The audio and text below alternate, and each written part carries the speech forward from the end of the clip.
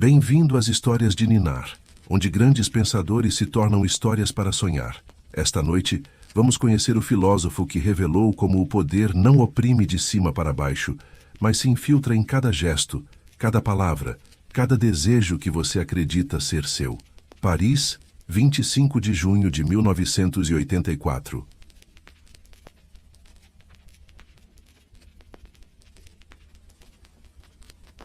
No Hospital da Salpêtrière, o mesmo lugar onde, um século antes, mulheres eram exibidas como loucas histéricas em sessões públicas comandadas pelo neurologista Jean-Martin Charcot, um homem de 57 anos, morre cercado de silêncio. Os jornais dirão: complicações neurológicas. A verdade sussurrada nos corredores, mas não publicada nas páginas oficiais. AIDS. Ele é o primeiro intelectual francês de grande renome a morrer da doença que o mundo ainda temia nomear.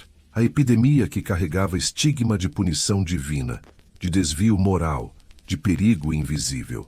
Esse homem era Michel Foucault, o filósofo que passou a vida inteira desmascarando como instituições controlam corpos e mentes através de discursos que se apresentam como neutros, científicos, benevolentes. Mas aqui está o paradoxo brutal que perseguirá seu legado. Ele morreu exatamente do tipo de silêncio que sempre denunciou. Por que a sociedade que o celebrava como gênio não conseguiu dizer em voz alta como ele morreu? Por que seus amigos hesitaram? Por que a família ocultou? E por que suas ideias sobre poder, loucura, sexualidade e normalização ainda nos incomodam tanto, décadas depois? Esta noite, vamos seguir os passos de um pensador que não acreditava em verdades universais, apenas em jogos de poder disfarçados de verdade. Um homem que viveu nas fronteiras do proibido e pensou nas fronteiras do pensável. Prepare-se, porque conhecer Foucault é perceber que muito do que você chama de normal, saudável, natural ou óbvio foi inventado por alguém em algum momento histórico específico para controlar você de maneiras que você nem percebe.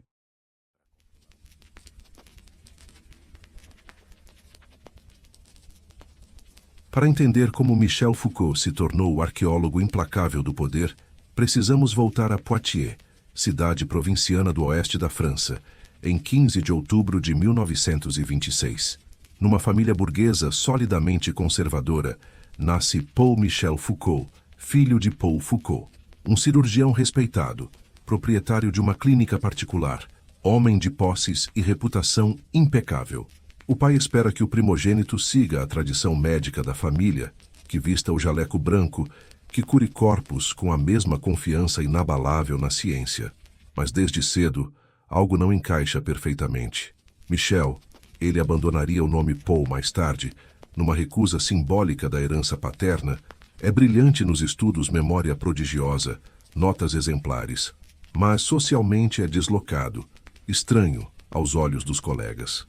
Calado, introspectivo, intensamente cerebral, diferente dos outros garotos que jogam futebol nos intervalos e falam de garotas. Diferente de um modo que, na França católica e conservadora dos anos 1930, não tem nome permitido em voz alta. A Casa Foucault funciona com a precisão de um mecanismo suíço, horários rígidos para refeições, estudo supervisionado, expectativas claras. O pai, autoritário mas não cruel, representa a lei. A mãe, Anne, mais suave, tenta amenizar as tensões. Mas Michel sente o peso constante da conformidade esperada. Seja médico, case-se, tenha filhos, continue a linhagem, não questione.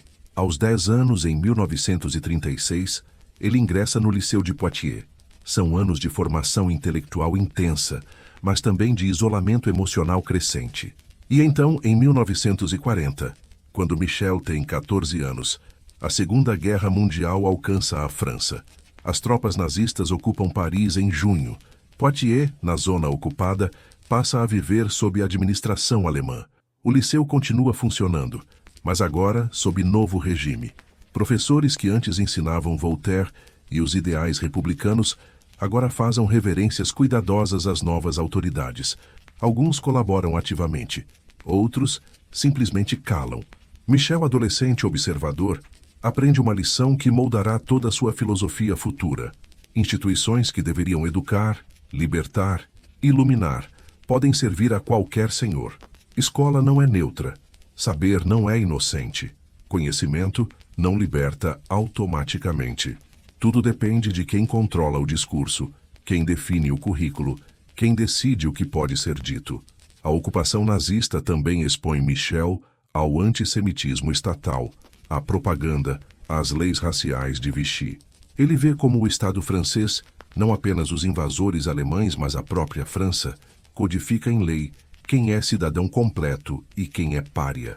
Vê como médicos franceses participam da categorização racial, como cientistas emprestam legitimidade ao horror. E guarda isso na memória. Anos depois, quando escrever sobre biopoder, sobre como o Estado moderno administra a vida e a morte de populações inteiras, essas imagens da adolescência voltarão com força. Em 1945, a guerra termina. A França se liberta, mas Michel não. Aos 19 anos, em 1946, presta o concurso para a École Normale Supérieure de Paris, a instituição que forma a elite intelectual francesa. É aceito na segunda tentativa, em 1946. Muda-se para Paris, para o prédio austero da Rue d'Ulm, onde gerações de filósofos, cientistas e políticos estudaram antes dele. Deveria ser glória. É tormento.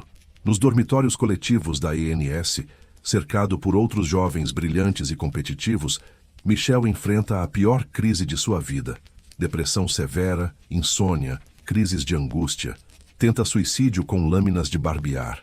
É levado ao psiquiatra da instituição, que escreve em seu prontuário: homossexualidade latente, neurose grave, tendências autodestrutivas. Esse diagnóstico, proferido como verdade científica, escrito em papel timbrado com carimbo oficial de médico registrado, marca Foucault para sempre. Não como trauma passivo, mas como despertar crítico brutal. Michel percebe, com clareza cortante, médicos não apenas descobrem doenças que já existem, eles criam categorias, chamam algo de doença, escrevem em manuais, ensinam em faculdades, e aquilo se torna doença.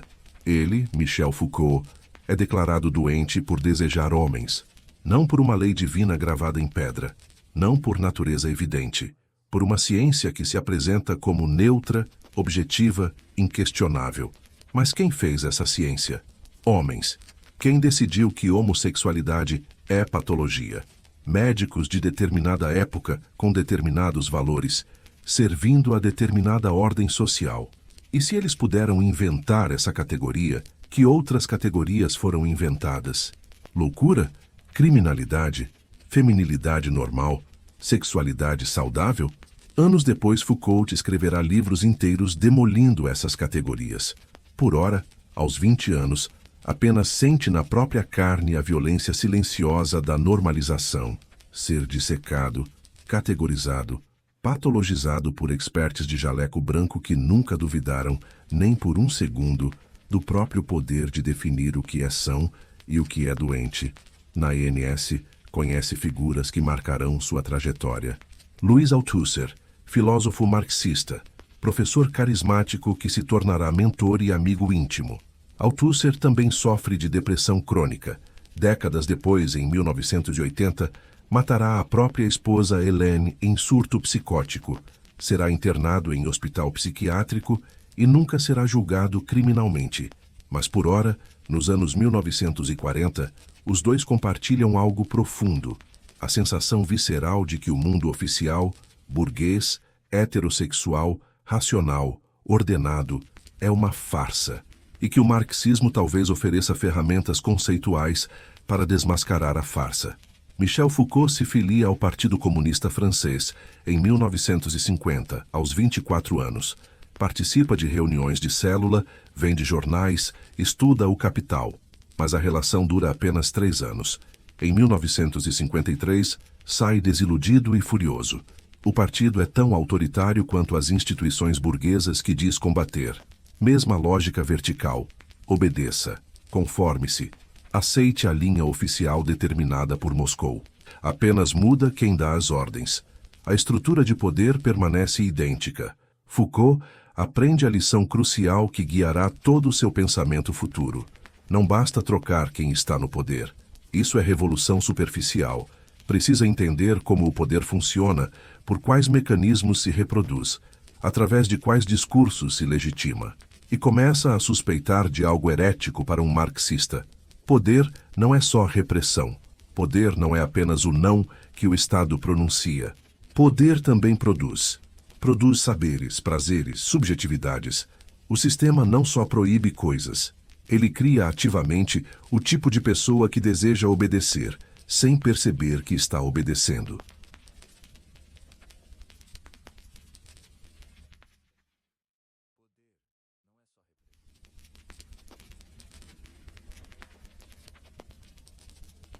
Em 1951, Foucault se forma em psicologia, uma disciplina ainda nova na França. Trabalha brevemente no Hospital Psiquiátrico de Saint-Anne, em Paris, observando tratamentos de choque elétrico, lobotomias, pacientes amarrados em camisas de força. A experiência o traumatiza e o fascina simultaneamente. Vê o manicômio não como lugar de cura, mas como máquina de produzir obediência em corpos rebeldes. Em 1955, aos 29 anos, foge de Paris. Não suporta mais o ambiente intelectual sufocante, a homofobia disfarçada de civilidade, o peso das expectativas familiares. Aceita cargo como leitor de francês e diretor da Maison de France na Universidade de Uppsala, Suécia. Depois irá para Varsóvia, Polônia, em 1958. Depois, Hamburgo, Alemanha, em 1959. Passa 5 anos essenciais vagando pela Europa fria do norte, longe do centro parisiense. Na Suécia, país surpreendentemente liberal para os padrões dos anos 1950, Foucault vive abertamente sua homossexualidade pela primeira vez. Frequenta bares gays, saunas, tem relacionamentos intensos sem precisar esconder. Experimenta a liberdade vertiginosa de não precisar mentir sobre quem leva para casa, de não precisar inventar namoradas fictícias em conversas de corredor. E essa liberdade geográfica, estar fora da França, fora do olhar vigilante da família e da academia parisiense, permite também liberdade intelectual. Nas bibliotecas silenciosas e ordenadas de Uppsala, onde a neve cobre as ruas 6 meses por ano e o sol mal aparece no inverno, Foucault mergulha em arquivos. Lê obsessivamente relatórios médicos do século XVIII e XIX, prontuários de hospitais psiquiátricos, tratados sobre loucura, histeria, melancolia, degeneração moral, perversões sexuais, regulamentos de asilos, correspondências entre médicos pioneiros da psiquiatria, e encontra algo absolutamente perturbador. Antes do século XVII, não havia loucos como entendemos hoje. Havia pessoas que agiam de modo estranho, certamente, mas não existia a categoria médica da loucura. Não havia diagnósticos, tratamentos, instituições especializadas. O que mudou? Em 1961, Foucault defende sua tese de doutorado monumental, História da Loucura na Idade Clássica. O livro, de mais de 600 páginas na edição original, é uma bomba intelectual de efeito retardado. Foucault mostra com documentação meticulosa que a loucura não é uma realidade biológica natural, que a medicina moderna finalmente descobriu e aprendeu a tratar. A loucura é uma invenção histórica, uma construção social. Na Idade Média Europeia, explica Foucault, pessoas que hoje chamaríamos de loucas vagavam pelas cidades. Eram consideradas tocadas por Deus ou pelo diabo, inspiradas ou possuídas, mas não doentes. Algumas eram reverenciadas como profetas, outras temidas como bruxas. Mas ninguém as trancava sistematicamente em instituições para tratamento médico. Isso muda drasticamente no século XVII. Em 1656, na França, o rei cria o Hôpital General de Paris.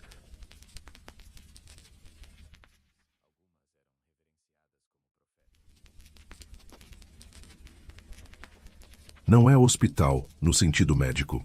É enorme complexo de confinamento. E quem é trancado lá?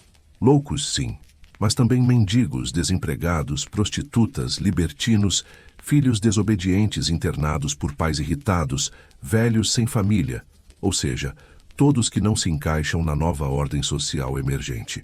Porque o século XVII é momento de transformação brutal na Europa. Nasce o capitalismo moderno. Surgem fábricas, relógios, horários fixos. A nova economia exige trabalhadores disciplinados, pontuais, produtivos, sóbrios. Exige corpos dóceis que acordem com o sino da fábrica e trabalhem 12 horas seguidas sem reclamar. E quem não se encaixa nesse modelo? O mendigo que não trabalha. A prostituta que vende o corpo em vez de vendê-lo ao patrão disfarçadamente através do salário. O louco que grita verdades inconvenientes nas praças. O vagabundo que recusa a disciplina fabril. Então a sociedade burguesa nascente inventa uma solução genial. Medicaliza o desvio. Chama de doença mental o que antes era simplesmente diferença. Cria asilos, que não são prisões oficialmente, mas lugares de tratamento. E tranca lá dentro todos os corpos inúteis para a produção capitalista.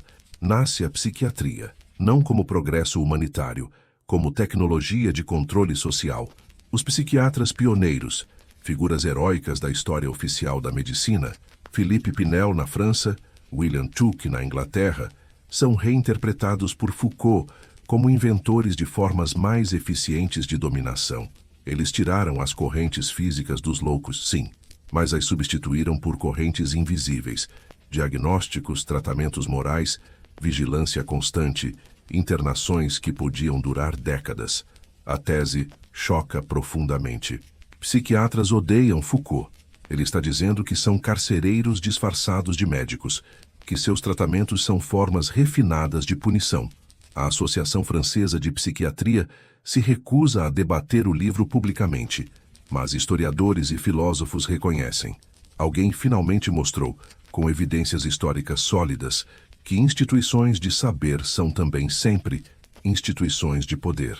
Foucault volta à França em 1960, aos 34 anos.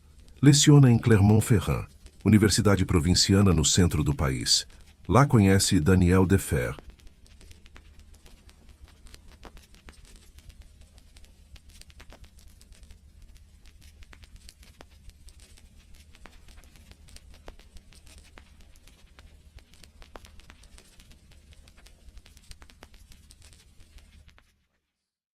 Estudante de filosofia 15 anos mais jovem. Começa um relacionamento que durará até a morte de Foucault. Não é monogâmico. Ambos têm outros parceiros, aventuras, experimentações. Mas é duradouro, profundo, o mais próximo que Foucault chegará de estabilidade emocional. Em 1963, publica O Nascimento da Clínica, sobre como a medicina moderna transformou o corpo humano em objeto de conhecimento científico. Analisa como, no século XVIII, médicos começaram a ver doença de modo totalmente novo. Antes, tratavam sintomas relatados pelo paciente.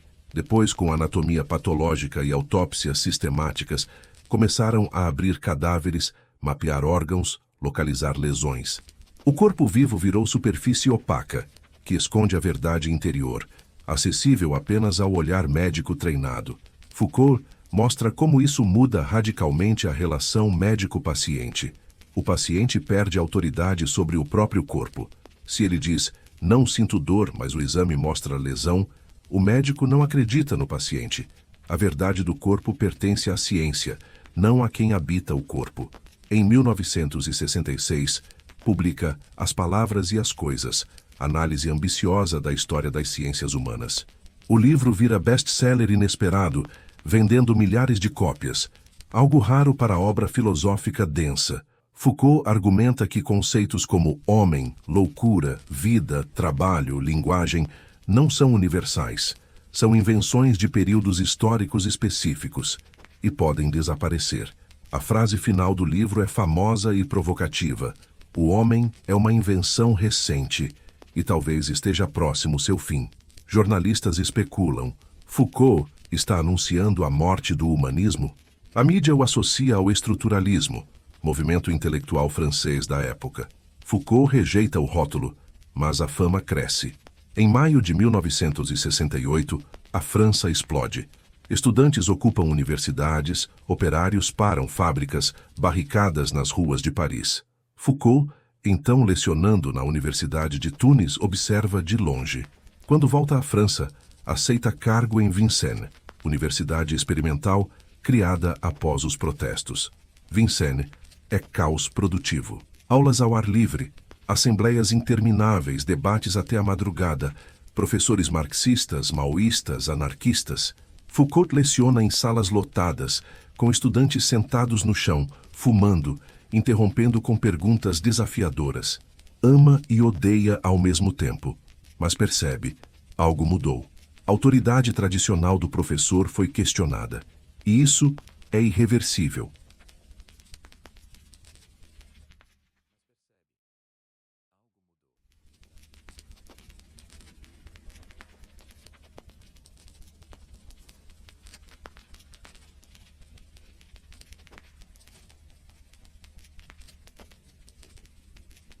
Em 1970, é eleito para o Collège de France, a instituição acadêmica mais prestigiada da França. Aos 44 anos, ocupa a cadeira de História dos Sistemas de Pensamento. É triunfo total. Aulas públicas lotadas, transmitidas por rádio. Foucault se torna celebridade intelectual. E então, em 1975, publica Vigiar e Punir, o livro que o tornará mundialmente famoso. A obra começa com um contraste brutal. Primeira cena. Paris, 1757. Execução pública de Damiens, um regicida. O corpo é torturado por horas em praça pública, esquartejado por cavalos, queimado. Multidão assiste. Segunda cena. Paris, 1837. Horário de prisão. Prisioneiros acordam ao sinal, lavam-se, trabalham em silêncio, comem em horários fixos, dormem em celas individuais sob vigilância. Foucault pergunta: o que mudou? A resposta oficial: a sociedade ficou mais humana, aboliu tortura, adotou punições civilizadas. Mas Foucault mostra que a verdade é outra. A sociedade inventou formas mais eficientes de controle. Tortura pública era espetáculo de poder do rei. Mostrava força bruta, mas era ineficiente. Gerava revolta, simpatia pelo condenado, questionamento da justiça.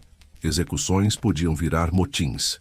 Então, no século XVIII e XIX, nasce tecnologia nova, a prisão moderna, baseada no modelo do panóptico de Jeremy Bentham.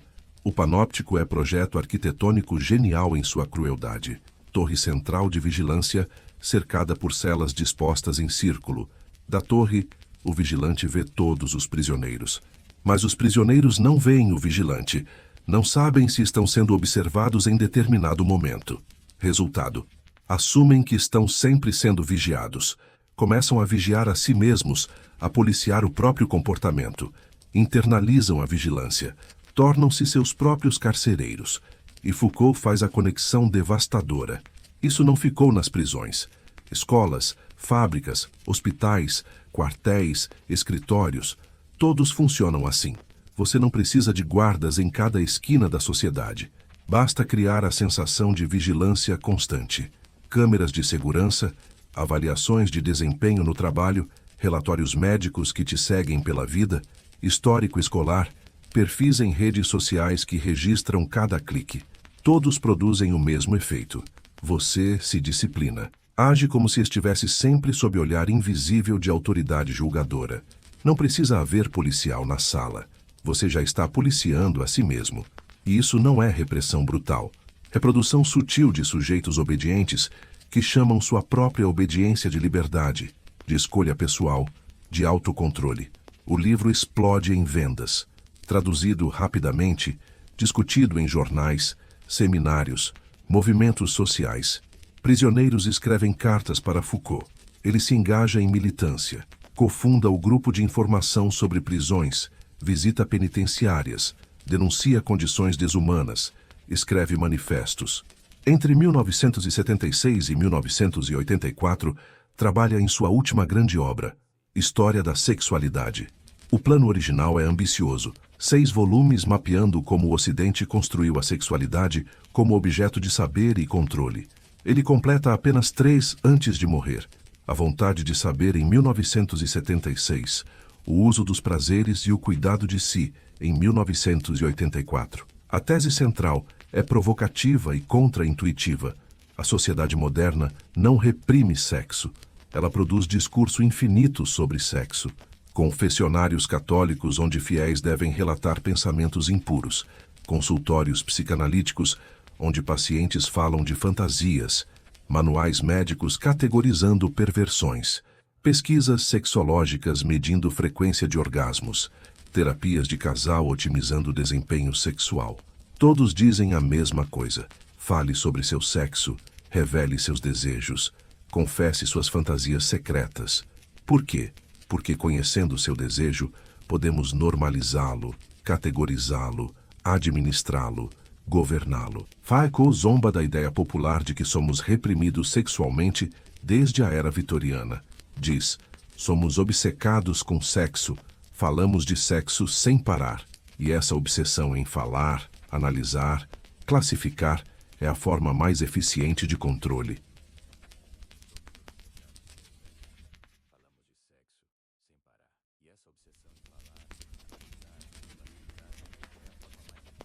Você não precisa proibir sexo, basta torná-lo objeto de saber científico. E então, quem define o que é sexo normal e anormal? Médicos, psicólogos, terapeutas, experts. E aí está o poder. Não em proibir, mas em definir. Não em dizer não, mas em dizer o que é. Mas enquanto escreve sobre isso academicamente, a própria vida sexual de Foucault permanece em zona de sombra pública. Ele frequenta saunas gays em Paris. Depois descobre São Francisco e Nova York. Viaja regularmente aos Estados Unidos nos anos 1970 e início dos 1980. Lá na cena gay underground de São Francisco, especialmente nos clubes de couro, nas festas BDSM, nas saunas que funcionam a noite toda, encontra a liberação sexual que a França nunca permitiu completamente. Sexo anônimo, sadomasoquismo consensual, experimentação radical dos limites do corpo e da dor. Foucault explora tudo. Amigos próximos relatam que ele via essas práticas não como transgressão gratuita, mas como experimentação filosófica. Testar até onde o corpo pode ir, como prazer e dor se misturam, como criar novas formas de relacionamento que não reproduzam modelos burgueses de monogamia e família nuclear. Em 1981, surgem os primeiros relatos médicos de uma doença estranha, atingindo homens gays em São Francisco e Nova York. Sistema imunológico colapsa, infecções oportunistas, morte rápida. Médicos não sabem o que é. Chamam de câncer gay, de peste gay. Em 1982 recebe o nome oficial, AIDS, Síndrome da Imunodeficiência Adquirida. Foucault continua viajando a São Francisco até 1983. Alguns biógrafos, especialmente James Miller no controverso livro The Passion of Michel Foucault de 1993, especulam que Foucault sabia do risco crescente, mas escolheu continuar. Teria sido forma de suicídio lento, experimentação filosófica levada ao extremo último, afirmar vida até na própria morte, recusa de submeter o corpo ao novo regime médico que se formava ao redor da epidemia, aos avisos de pânico moral conservador que usava AIDS para demonizar homossexuais, nunca saberemos com certeza. Foucault não deixou confissões ou diários sobre isso, não deu entrevistas explicando escolhas pessoais. E talvez essa seja a ironia final. O filósofo que passou a vida criticando a confissão como tecnologia de poder, o imperativo moderno de revelar a verdade interior do sujeito, recusou-se a confessar até o fim. Em fevereiro de 1984, Foucault dá sua última aula no Collège de France. Está visivelmente doente, emagrecido, pálido demais, tosse persistente que interrompe frases, mas fala, com voz ainda firme, sobre parresia, palavra grega que significa coragem da verdade. Sobre filósofos antigos que diziam a verdade ao poder, mesmo sabendo que isso os mataria. Sobre Sócrates bebendo cicuta, sobre Diógenes insultando Alexandre, o Grande. Meses depois, em junho, está hospitalizado na Salpêtrière. O diagnóstico real é mantido em segredo rigoroso pela família. Médicos sabem. Daniel Deferte, o companheiro, sabe. Amigos íntimos sabem. Mas a França oficial não pode dizer publicamente. Michel Foucault professor do Collège de France, intelectual mais famoso do país, tem AIDS. Por quê? Porque em 1984, AIDS ainda carrega estigma brutal. É doença de gays, de drogados, de promíscuos. É punição divina, dizem líderes religiosos. É vergonha moral. Então a família escolhe silêncio. Deixa que os médicos falem de infecções oportunistas, de toxoplasmose cerebral, de complicações neurológicas. Verdade por omissão. Em 25 de junho de 1984, Michel Foucault morre. Tem 57 anos. Obituários nos jornais franceses falam respeitosamente de grande filósofo, de obras revolucionárias, de legado imenso. Mencionam com pudor médico complicações neurológicas. Não dizem AIDS. Só semanas depois a verdade vaza. Primeiro sussurrada, depois em manchetes pequenas de jornais sensacionalistas, depois confirmada relutantemente. E então, silêncio novamente. A França intelectual não quer falar sobre como Foucault morreu. Quer falar sobre o que ele escreveu. Ironia devastadora. Paradoxo que o próprio Foucault teria apreciado amargamente. O filósofo que escreveu volumes sobre como a sociedade medicaliza, estigmatiza e silencia, morreu exatamente desse silêncio institucional, como se mesmo na morte Foucault provasse seu próprio ponto. Certas verdades não podem ser ditas publicamente. Não porque não existem palavras, mas porque o poder social determina o que é dizível, o que é vergonhoso, o que deve ser ocultado. Após a morte, a obra de Foucault explode globalmente com intensidade ainda maior. Traduzida para dezenas de línguas, citada em campos acadêmicos que vão de sociologia a estudos queer, de criminologia à teoria literária, de história à arquitetura. Suas ideias sobre biopoder, o controle da vida biológica pela política moderna, tornam-se centrais para entender estados contemporâneos, políticas de saúde pública, gestão de populações. Ativistas usam ferramentas conceituais de Foucault para criticar prisões superlotadas, manicômios que ainda existem, sistemas educacionais que disciplinam mais do que educam. Movimentos LGBTQ+, o reivindicam como precursor da crítica à normalização sexual, como pensador que mostrou que categorias como homossexual e heterossexual foram inventadas no século XIX por médicos. Teóricos pós-coloniais aplicam genealogia Foucaultiana para analisar como o império funcionou, através de discursos sobre civilização e barbárie, como a missão civilizadora europeia era exercício de poder que se apresentava como benevolência científica. Mas também surgem críticas duras e sustentadas. Jürgen Habermas, filósofo alemão, acusa Foucault de relativismo total, de negar possibilidade de racionalidade comunicativa emancipadora. Diz que se tudo é poder, não há base para criticar nada, para lutar por justiça.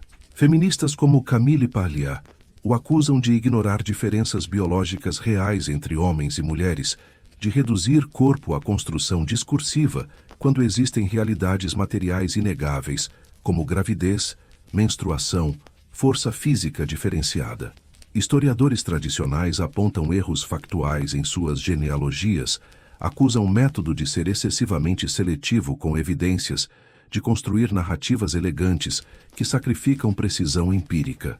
E há controvérsias mais sombrias ainda. Em 2021, o acadêmico britânico Guy Sorman publica acusações de que Foucault teria se envolvido sexualmente com meninos menores de idade durante estadias na Tunísia nos anos 1960. As alegações são imediatamente contestadas por outros estudiosos que apontam falta de evidências sólidas, baseadas em rumores décadas antigos. O debate explode. Uns exigem que obras de Foucault sejam retiradas de currículos. Outros defendem que acusações não comprovadas não devem destruir legado intelectual.